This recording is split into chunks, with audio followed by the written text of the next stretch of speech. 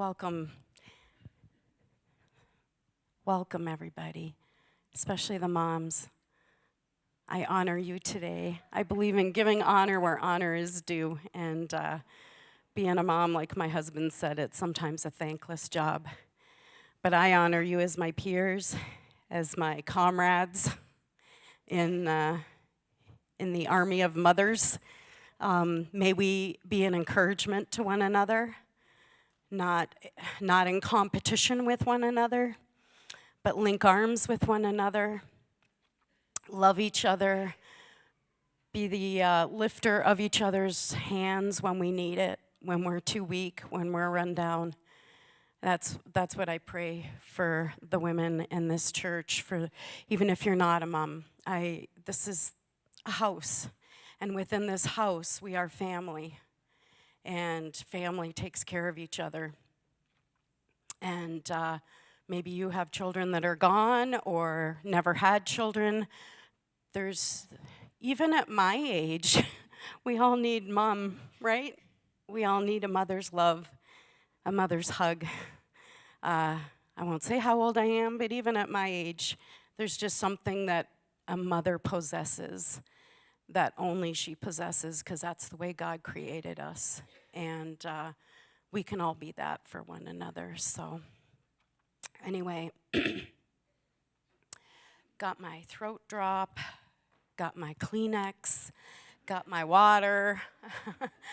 I've been struggling a bit this week, but I'm thankful for a family of God that ran out and made me some throat coat tea quick and gave me a little throat drop, and I just love that.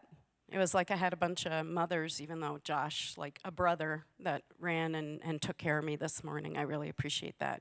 Thank you to my husband for allowing me this time up here. I don't take that lightly, that as I stand under his authority in this place, but I'm grateful, because I kind of had a message and the Lord just turned it all around, which is kind of scary because you don't feel as prepared. But I am believing that there's a reason for that, and I am believing that this message is for everyone in this place. If I refer to mom or mother, just men, it applies to you as well, and I hope you see that this morning. All right, so I don't know. How many of you have fears? I mean, pretty much everybody, right? And there's like different levels of fear. There's like fear of flying. Anybody afraid of flying? Did my son leave the room? Okay. Yeah, he probably knew I was going to say that. That's why. Or fear like when a softball's flying for your head. Like that's a different that's kind of like a fear. Fear of spiders. Anybody? Yeah, Olivia? Okay. Yeah, I know some people, she's not in here and I'm not going to throw her under the bus, but I told her the next time you have a spider in your house and your husband's not home, just call me. They don't bother me. But if you have a bat, you need to be calling someone else. I have the laying on the kitchen floor under the table in fetal position, wetting my pants, fear of bats. That may or may not be a true story. Sorry, men, but it's a thing. I don't know if you've ever been so afraid that you have wet your pants. I mean, the body just kind of let go. So, yeah. So if there's anyone that, likes to take care of bats, give me your name. Anyway, we all have, maybe you have a fear of speaking in front of people, right? Like, fears can range from, like, really things that don't really make sense, like, to me, like spiders or crickets, to, really serious things. And they affect us on many different levels, and sometimes they actually affect our physical body. But I am not here this morning to glorify fear. And I don't want you to either.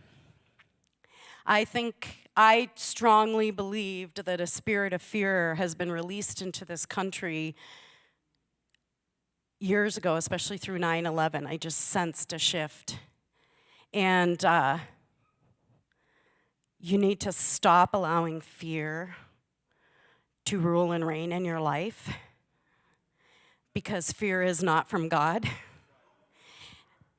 And the opposite of fear, I mean, it's faith, but it's also courage and bravery. And that's what we're going to talk about this morning.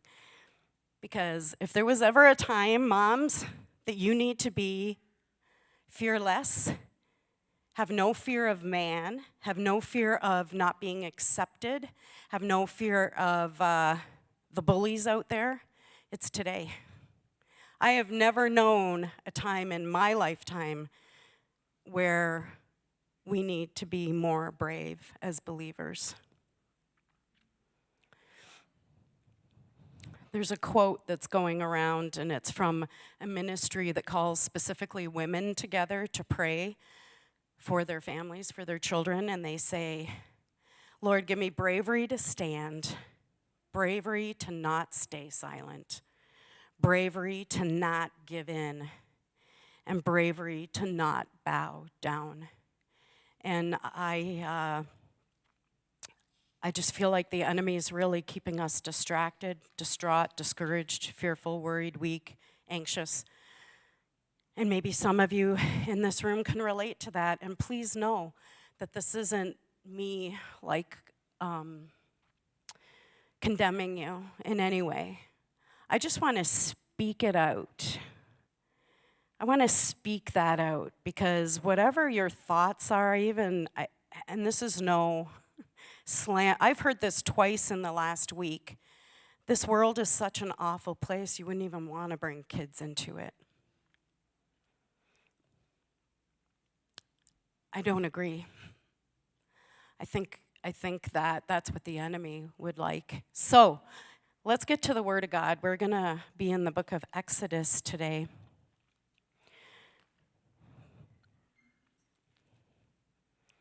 We don't need to bow to anything or anyone but Jesus. Just going to say that. Say it again for the people in the back. All right, Exodus chapter 1.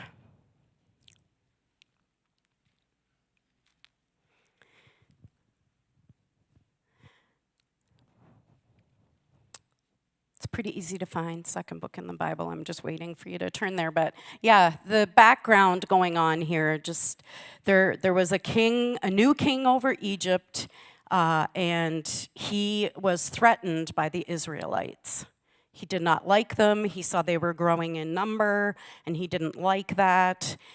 In verse 9, it says, and he said to his people, behold, the people of Israel are too many and too mighty for me.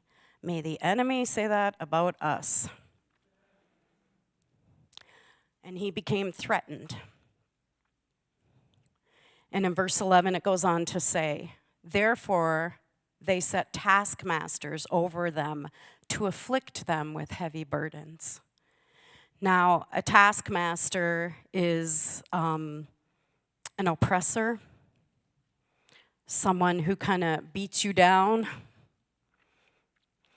And as I was reading this, I was like, there is nothing new under the sun. We are under taskmasters today.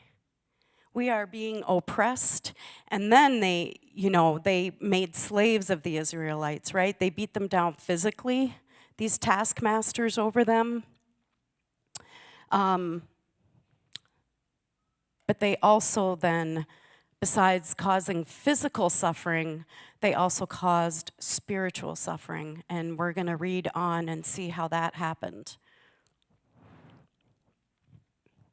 So I'm not going to read it word for word, but what happened was he came up with this plan, Pharaoh did, that in order to hinder the Israelites from growing anymore, and you probably all know this story because it's the precursor to Moses being born, right?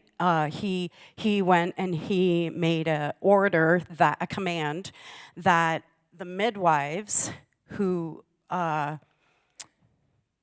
were the ones that helped everybody have a baby back then, told them, when a boy is born, I want you to kill him. Girls you can let live, but boys, I want you to kill them. Again, nothing new under the sun. The enemy goes after the men, the males. I see it today. Yeah, thank you for that back there, whoever that was. To destroy the males. But if you look in verse 17, the midwives did not listen to Pharaoh. Why? It tells us, because they feared God. They feared God more than they feared the taskmaster. Now, I want you to try to imagine what it was like to live back then. I mean, you're in an oppressive society. I mean, you might feel it today. I do. There's evil all around. Sometimes you just feel like, what is going on? Everywhere you look. But fear God. He will never lead you astray. And the midwives did that. So I say be courageous in the culture. You need to be courageous in the culture. Moms, don't let the enemy steal from your children. Don't let him destroy them with his lives. I'll tell you what, culture changes, God does not.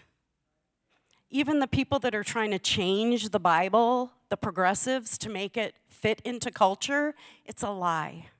It's a lie. I'm speaking it out. It's a lie. There is one true north on a compass. It does not change. It doesn't matter what you do to that compass unless it's broken. But, it's always going to point you to true north. You know what your compass is? It's the Word of God. That is your true north. It will not change. It doesn't matter what culture says. Culture changes. God does not. God is God. His word is true. His promises are true.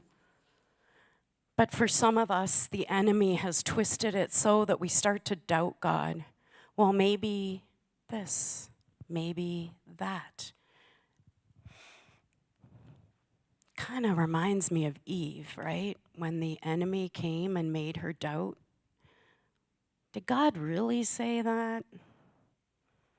He's doing that to a lot of us today. Did God really say that? I mean, is that really love?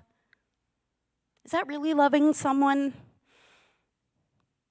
God's definition of love is not this world's definition of love. We also need courage in letting go.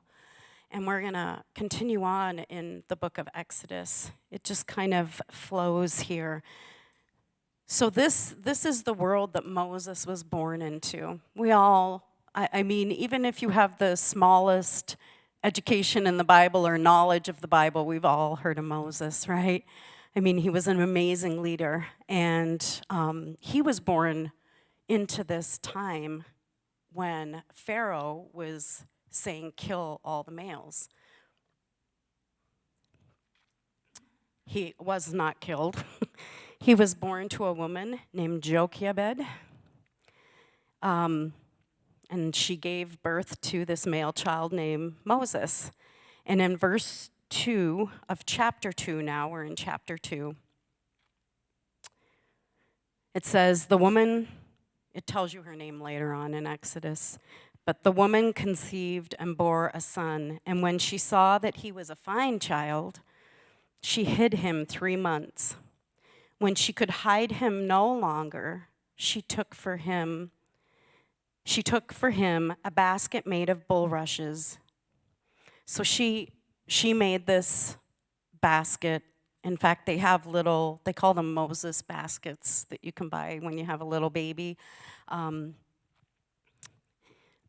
So she hid him for 3 months, but after 3 months, she just couldn't hide him anymore. So she gets this basket that is woven together, and she places him in it, and she sets him afloat in the Nile River. I think that's really easy to read over and just go, oh, nice story. But put yourself in Mama's shoes. She has this baby that's 3 months old, and she puts him in a basket and sets him on the Nile where there were crocodiles and who knows what else. Not knowing that she would ever see him again, not knowing what would happen with him or to him, because she was a woman of faith, and I believe really courageous. What a courageous thing to do. She thought not of herself. She thought of her son, and that was going to be the best thing for him. I always think of that basket as like a weaving together of prayers, a mother's prayers where we place our children. Some of us have a really hard time letting go. It doesn't matter how old your child is. There is a process of somewhat of letting go, of allowing God to fulfill his plan for your child. Some of us want to gather them up and protect them, and there is that in motherhood. But spiritually,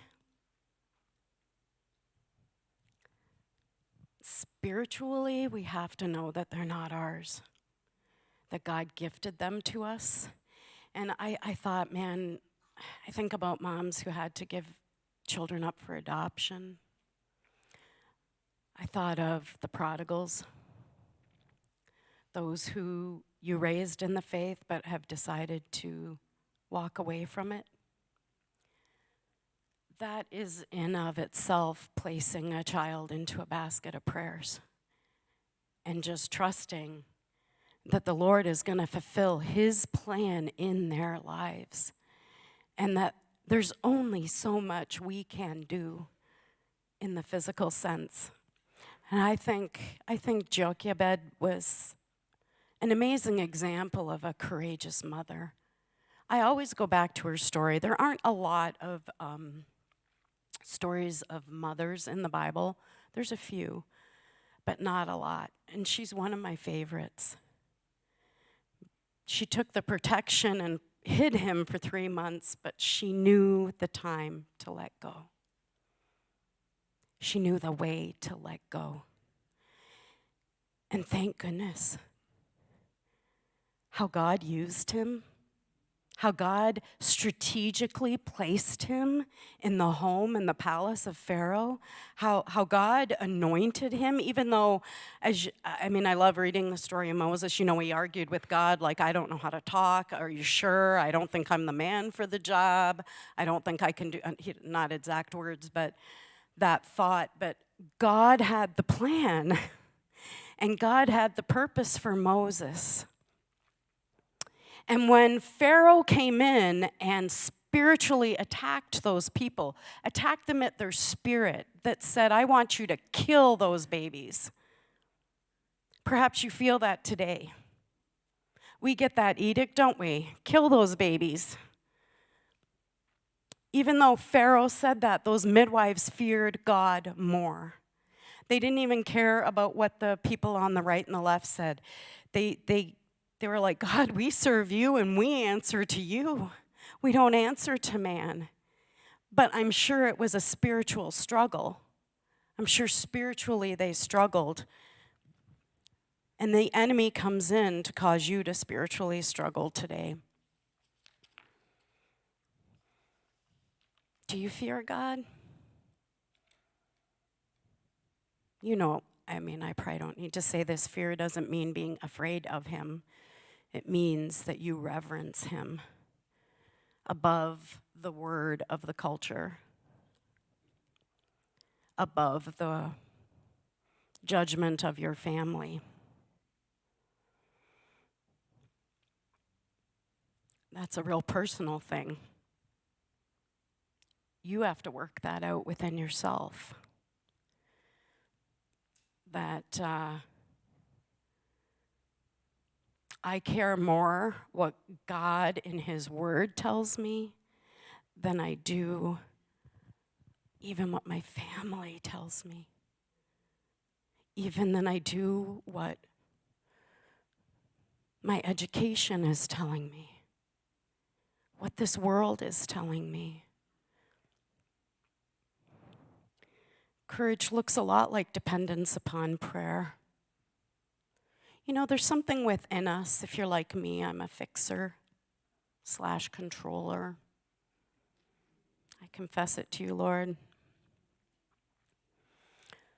So especially like with our children, and I find this especially with adult children.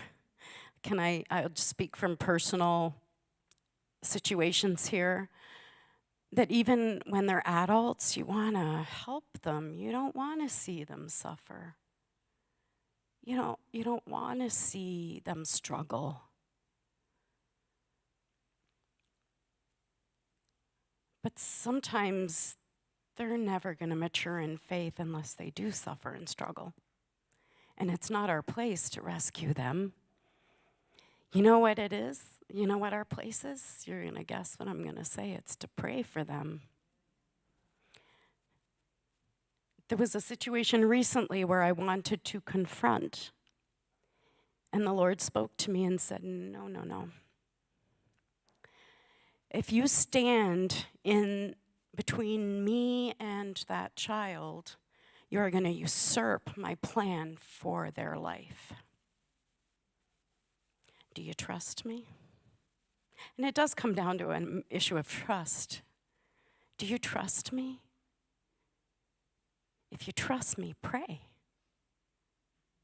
Pray. I'm going to ask you in this place, do you really believe that God hears your prayers? Do you? Because you know what? Your actions show whether you do or not. Because is your first impulse to step in and intervene and rescue and manipulate and hand money and, I don't know, whatever the situation is? Or is it, no, I'm going to get on my knees and I am going to pray for this child. And I am going to trust God. I am not going to live in fear. And I'm talking about passionate prayers, ladies. Can you pray passionate prayers for your children? Not, Lord, bless them, go with them, help them somehow. I mean, may God light a fire within you for passionate intercession for your children. That is what will make the difference in their lives. It is not your rules. Rules bind, and the tendency is to want to break free from that, right?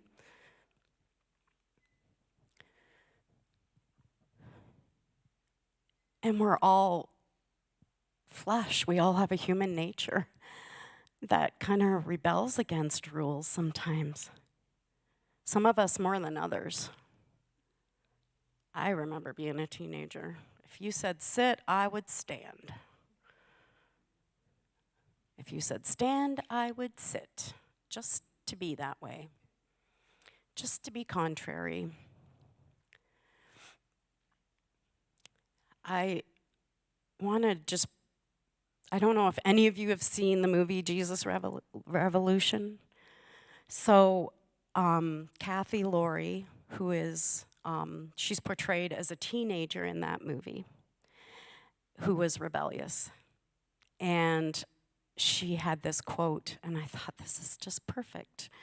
She said, when my mom stopped lecturing and began praying, that's when things started to change. And she has a whole testimony you can watch about that, because her mom was a believer and had a lot of rules. I believe she was Catholic, but had a great faith, but had a lot of rules laid out. If you're a rule maker, a list writer, you might have to let go of some of that. That's for you, actually, not for your children. I don't think there's anything greater you can do for your kids than pray for them. Men, I'll say it to you too, because you're the spiritual covering of that home. But I think the enemy's got us all thinking prayer's boring, prayer doesn't do anything. Maybe we've prayed and haven't seen an answer to prayer. Bless you, children. One of these days, I'm just waiting for that whole thing to just fall into the sanctuary. Bless them, Lord. Keep them safe in there.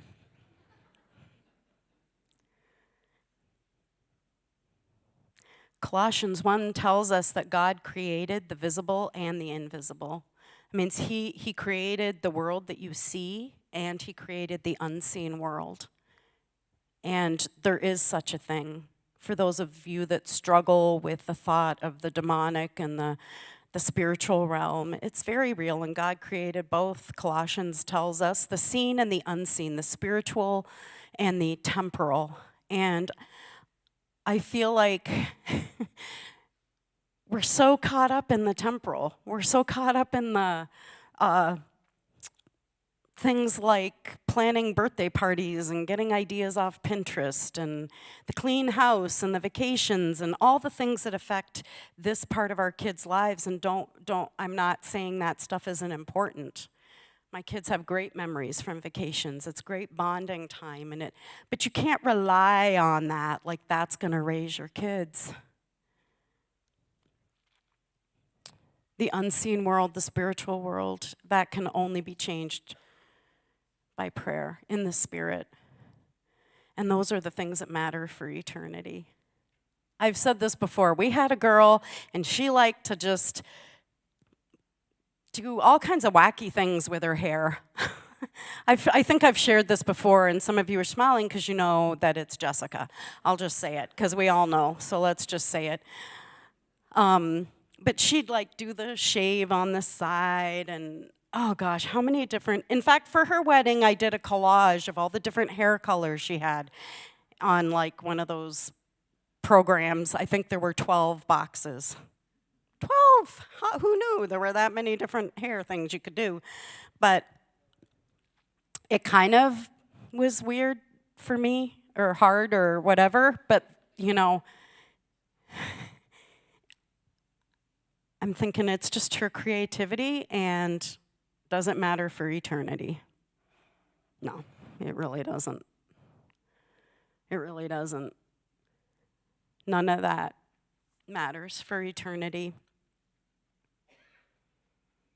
But your prayers can change the things that do. Your prayers change things in the heavenlies, above your home, above your children, above yourself. The self-talk, the voice that says, oh, I don't want to bring kids into this world. It's a terrible place. The thoughts that go on in your mind where you worry about your kids, they go and drive somewhere and you can't sleep until you know that they're back. And it's hey, that was me. There's no judgment here, but more and more, I think the Lord is just pulling out of me this, the most important thing you can do is pray and then just go to sleep. I got him. God loves our kids more than we do.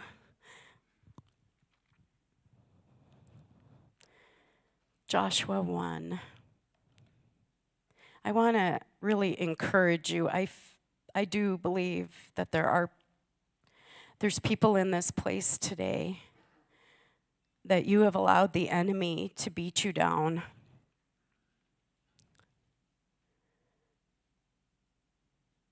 Perhaps it's what you're filling your spirit with. Sometimes when we even watch too much news, I guess, just that spirit that's attached to it. Only you can answer it for you. What makes you fearful? What makes you feel like you're the only one that can do the right thing for your kids? What makes you think that you can't allow other people to even teach your kids or hang out with your kids? Or what makes you feel like, what puts that fear in you that you're just constantly anxious? And maybe it's not even about your kids. Maybe it's you. Maybe you're struggling with things in your mind that are just like telling you lies, and you live in fear and anxiety, and you don't even know how to pray. You don't even want to pray. And I'm just going to say that's not God's plan for your life. That is not what God created you and how to live. And church, I'm just going to tell you, this world needs you to be an army today. We need to be on the front lines.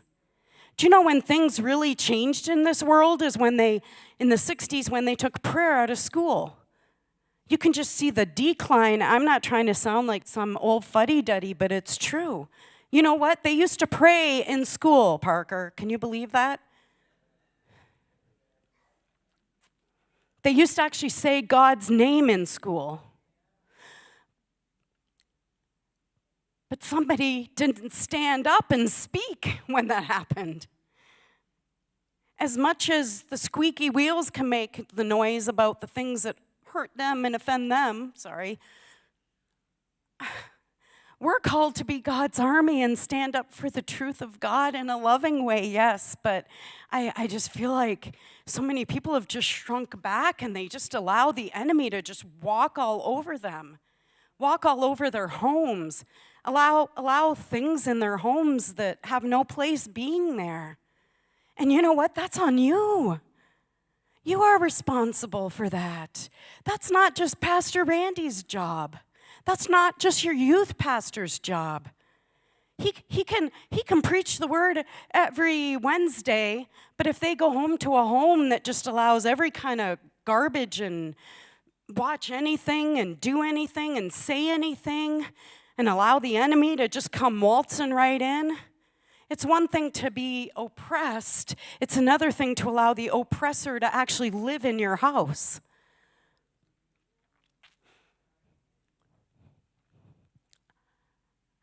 I just so want this fire to burn in you that it's okay to stand up for righteousness. You don't have to be embarrassed. You don't have to allow the fear of man to overwhelm your fear of God. I don't like being rejected. I hate it, actually. Strong word, but it's not fun. Who does? I remember losing a whole friend group when I became a Christian. Talk about rejection. And it's not just the world that does that. The church does it too. We're to link arms with one another and be an army. It is the day. I don't know what you're waiting for, teenagers. You're going to just allow the enemy to trounce all over your life as you're just making important life decisions. Recognize what's going on and arrest it. Arrest it, put it in handcuffs, whatever. Kick it out of your life. Your thoughts. It starts here, and then it eventually becomes behavior. And every person in this room, whether you're a mother or not, God has something for you to do. Are you doing it? Are you doing it? We're only accountable to Him. I won't get to heaven and be able to say, but my husband was a pastor, remember? Yeah. Or depart from me, I never knew you. I never knew you. I feel like you just took everything in your own hands because you thought you had the better idea, because you just shrunk back in your ambivalence and in your fears. You gave more credit and more room for the devil in your life than you ever gave me. I don't want that. I don't want that for me. I don't want that for any of you. So yeah, I did say Joshua. I'm going to close with this. This is what I want to encourage you with. Let's start in verse 3, chapter 1. Every place that the sole of your foot will tread upon, I have given to you, just as I promised to Moses. So Moses had died. Joshua was now going to go into the leadership position, and God's talking to him. I mean, talk about big shoes to fill. I don't think I'd want to follow Moses personally, but speech impediment and all, I would not. From the wilderness and this Lebanon, as far as the great river, the river Euphrates, and all the land of the Hittites to the great sea, toward the going down of the sun, shall be your territory. No man shall be able to stand before you all the days of your life. Just as I was with Moses, so I will be with you. I will not leave you or forsake you. Be strong and courageous, for you shall cause this people to inherit the land that I swore to their fathers to give them.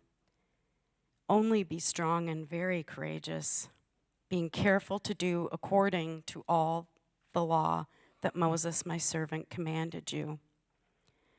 Do not turn from it to the right hand or to the left, that you may have good success wherever you go. This book of the law shall not depart from your mouth, but you shall meditate on it day and night, so that you may be careful to do according to all that is written in it. For then you will make your way prosperous, and then you will have good success. Have I not commanded you? Be strong and courageous. Do not be frightened, and do not be dismayed, for the Lord your God is with you wherever you go. He is with you. You might say, in this evil world, what is our hope? Read Ephesians. Our battle is not against flesh and blood. He tells us how to stand against the evil of the day. Paul tells us in Ephesians, you put on the full armor of God. There are answers in this book if you will read it day and night. If you will stand on what it says. Don't look to the right or the left, for the Lord your God will go with you. He will go with you when you're struggling with a kid who is not living for the Lord. There's nothing you can do in your human capabilities, abilities, creativity to cause that child to turn. Your prayers. That's what that kid needs, is your prayers.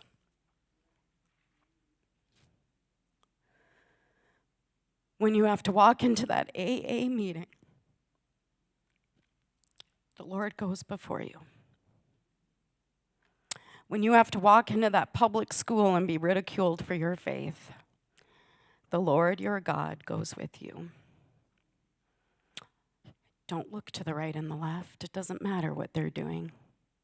That's not what God's called us to.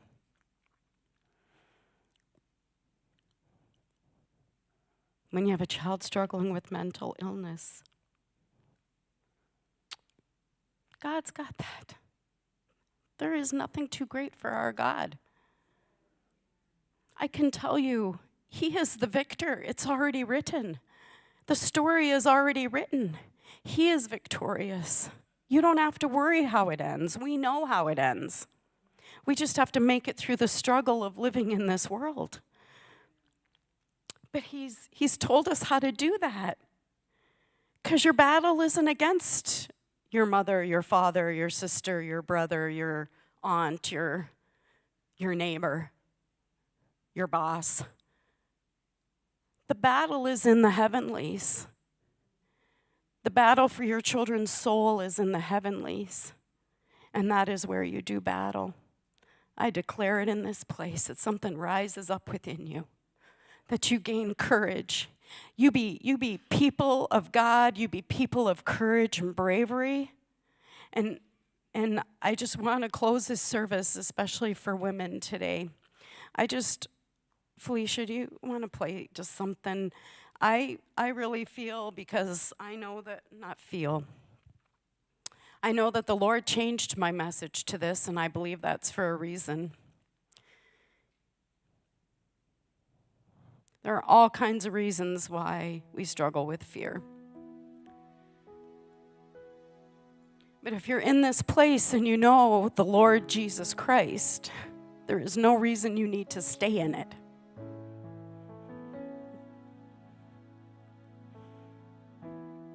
There is no reason you need to be an anxious mama. There's no reason you have to hang on to a divorce, abuse, an addiction. You know my story. Where would I be but for the grace of God? Where would I be? I just talked to someone about this the other day.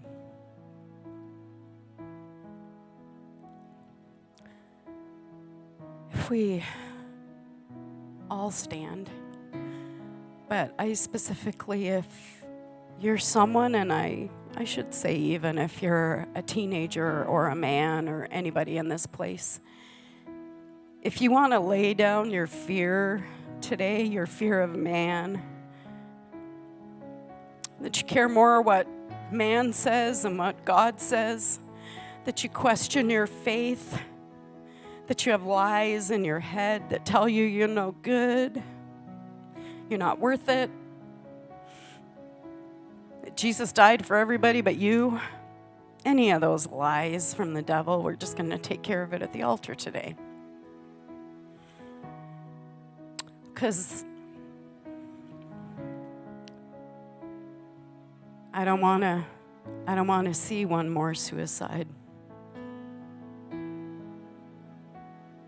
And I don't want to see this world trouncing all over the army of God. So if there's anything in this message that you feel like God was just tugging at your heart, if you have a hard time mothering without fear or control, any of those things, can you just come to this sacred altar today? Because there's a God, a loving Heavenly Father, who wants to deliver you from that. He wants you to walk in freedom. He wants you to be able to pray courageous, bold, passionate prayers and know that there is a God who listens and He's trustworthy and He goes before you and He wants to make you strong and courageous today. I declare that in this place, and I come against the lies of the enemy that are holding you back.